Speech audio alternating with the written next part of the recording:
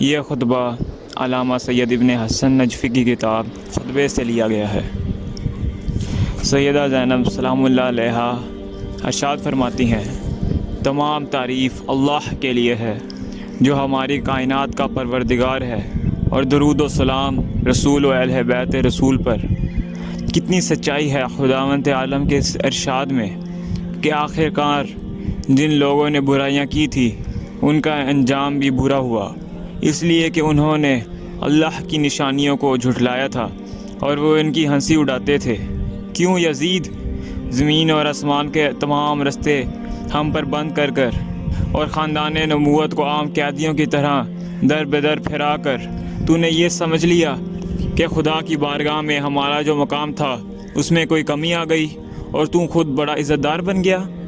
پھر تو اس خام خیالی کا شکار ہے کہ وہ المیہ جس سے ہمیں تیرے ہاتھوں دوچار ہونا پڑا، اس سے تیری وجاہت میں کچھ اضافہ ہو گیا، اور شاید اس غلط فہمی کے باعث تیری ناک اور چڑھ گئی اور غرور کے مارے تو اپنے کندھے اچکانے لگا۔ ہاں، یہ سوچ کر تو خوشی سے پھولے نہیں سما رہا ہے کہ تیری مستبدانہ حکومت کی حدیں بہت پھیل چکی ہیں اور تیری سلطنت کی نوکرشاہی بڑی مضبوط ہے، اور ہو سکتا ہے کہ تو یہ بھی سمجھ بیٹھا ہو کہ خلاق عالم نے ہماری مملکت میں تجھے بغیر کسی خطرے کے پھیل پھیل کر اطمینان سے اپنا حکم چلانے اور منمانی کرنے کا موقع دیا ہے۔ ٹھہر یزید، ٹھہر، 1-2 سانسیں اور لے لے، پھر دیکھنا کیا ہوتا ہے۔ دراصل تو رب ذوالجلال کے اس فیصلے کو بھلا بیٹھا ہے کہ کفر کا راہ اختیار کرنے والے یہ گمان نہ کریں کہ ہم جو انہیں مہلت دیے جاتے ہیں وہ ان کے حق میں کوئی بہتری ہے۔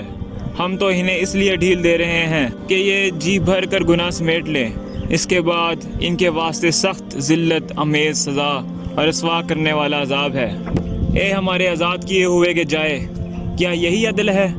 اسی کو انصاف کہتے ہیں کہ تیری تو عورتیں اور کنیزیں تک پردے میں ہوں اور نبی زادیوں کی چادریں چھین کر انہیں بے پردہ سر برہنہ ایک شہر سے دوسرے شہر کشا کشا لے جائے۔ ہاں یزید، تو نے ہی ہمیں ان حالوں کو پہنچایا ہے۔ ہم بے وارثوں کا قافلہ جس جگہ پہنچتا ہے وہاں تماشائیوں کا ٹھٹ لگ جاتا ہے۔ ہر قسم کے لوگ، ہر طرح کے آدمی راہ راہ، منزل منزل، جوک در جوک، دور اور نزدیک سے ہمیں دیکھنے کے لیے جمع ہو جاتے ہیں۔ اس کارواں کا نہ کوئی ساتھی ہے، نہ حمایتی، نہ دوست، نہ نگہباں۔ ہاں، مگر جس کا تعلق ہمارے بزرگوں کا کلیجہ چبانے والوں سے ہو، اس سے کسی روح رعایت کی کیا توقع ہو سکتی ہے؟ اور جس کا گوشت پوست ہمارے شہیدوں کے لہو سے اگا ہو، بھلا اس کے دل میں ہمارے لیے کیوں نرم گوشہ کہاں سے پیدا ہو سکتا ہے؟ ہاں، جو اہل بیت عصمت و طہارت کی دشمنی میں انگاروں پر لوٹ رہا ہو، اس سے کب یہ امید باندھی جا سکتی ہے کہ وہ حقیقتوں کے بارے میں کبھی ٹھنڈے دل سے غور بھی کرے گا؟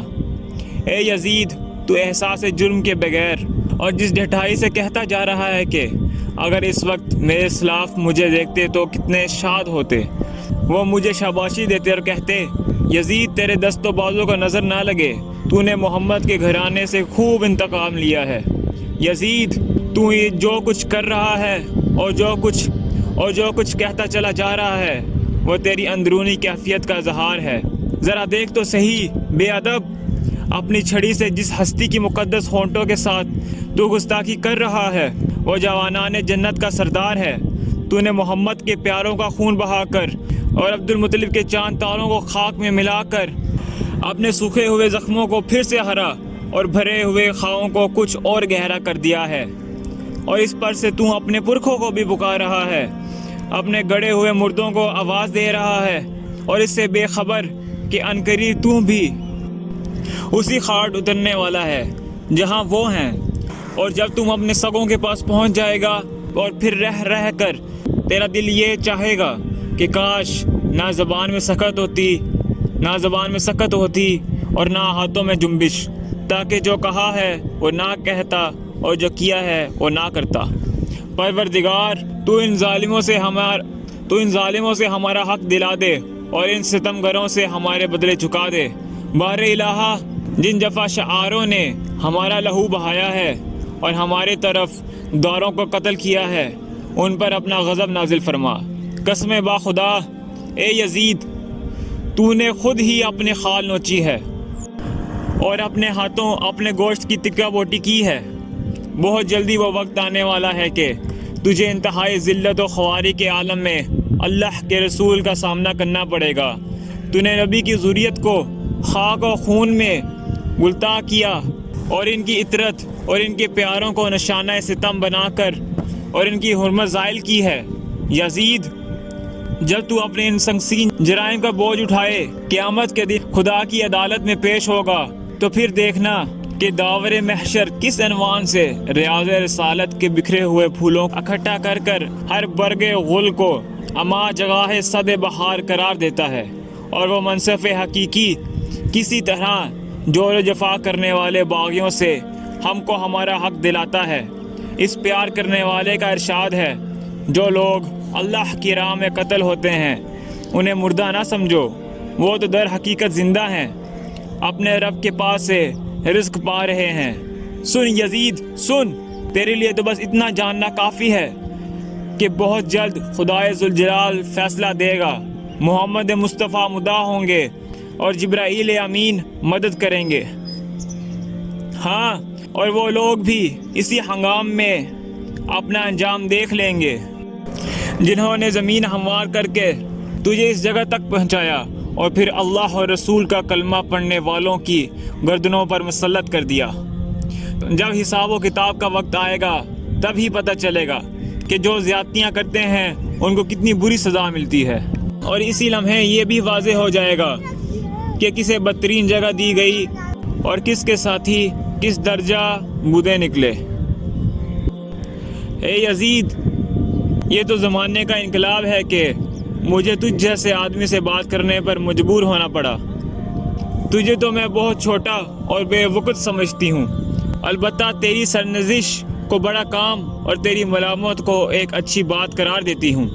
ہاں، تجھ سے مخاطب ہونے کی وجہ صرف یہ ہے کہ آنکھوں میں آنسو امٹ رہے ہیں اور کلیجے سے آنچیں نکل رہی ہیں۔ کس قدر حیرت کا مقام ہے کہ وہ خاصان خدا جنہیں اس نے عز و شرف دے کر سرفراز فرمایا، وہی فتح مکہ کے دن ہمارے آزاد کیے ہوئے شیطان صفت گروہ کے ہاتھوں تہ تیگ ہوں۔ آہ آہ، دشمن کی آستین سے ابھی تک ہمارے شہیدوں کا لہو ٹپک رہا ہے، اور آج بھی ان کے لب و دندان پر ہمارا گوشت چبانے کے نشان موجود ہیں۔ اف، ان کشتگان راہ تسلیم کے پاک و پکیزہ اجسام دامن صحرا میں بے غور و کفن پڑے ہیں۔ اے یزید، اگر آج ہمیں جنگی قیدی بنا کر تو سمجھ رہا ہے کہ کچھ حاصل کر لیا، تو یاد رکھ کل تجھے اس کے مقابلے میں سخت نقصان اٹھانا پڑے گا، اور یہ بات نہ بھولنا کہ تو اپنے عمل کی صورت میں جو بھیجے گا بس وہی پائے گا۔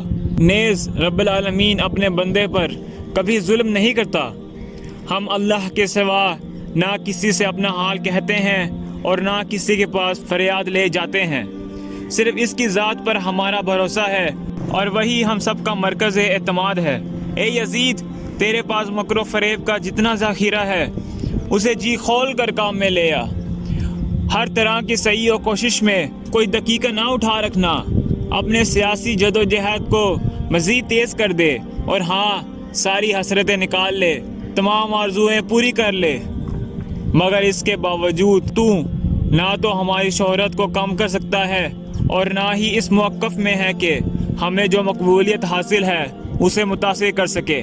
پھر یہ بھی تیرے بس میں نہیں کہ ہماری فکر کو پھیلنے اور ہمارے پیغام کو نشر ہونے سے روک دے۔ نیز تو ہمارے مقصد کی گہرائی تک پہنچے اور غرض و غایت کی گہرائی کو سمجھنے سے بھی قاصر ہے۔ یزید، تیری فکر غلط ہے، تیری رائے خام ہے، تیری زندگی کے محض چند دن باقی رہ گئے ہیں، تیری بساط الٹنے والی ہے اور بہت جلد تیرے ساتھیوں کا شیرازہ بھی بکھرنے والا ہے۔ اس کے علاوہ وہ دن قریب ہے جب منادی آواز دے گا، ہاتف غیبی کہے گا کہ ظالموں پر خدا کی لعنت، اور حمد و سپاس اللہ کے لیے جو تمام جہانوں کا پروردگار ہے۔ وہ رب الارباب، جس نے ہمارے بشیر و بزرگوں کو انجام کار خیر اور سعادت کے خزانہ امارہ سے افتخار بخشا، اور ہماری آخری شخصیتوں کو شہادت اور رحمت کی نعمت عظمیٰ سے سرفراز فرمایا۔ ارحم الراحمین، ہمارے شہداء کے ثواب کو کمال آ گئے، ان کے اجر کو فراواں اور ان کے وارثوں اور جانشینوں اپنے حسن کرم سے بحر و مند فرما۔ یقیناً وہ بڑا مشفق اور حد درجہ مہربان ہے۔ ہمارے لیے اللہ کافی ہے اور وہی بہترین کارساز ہے۔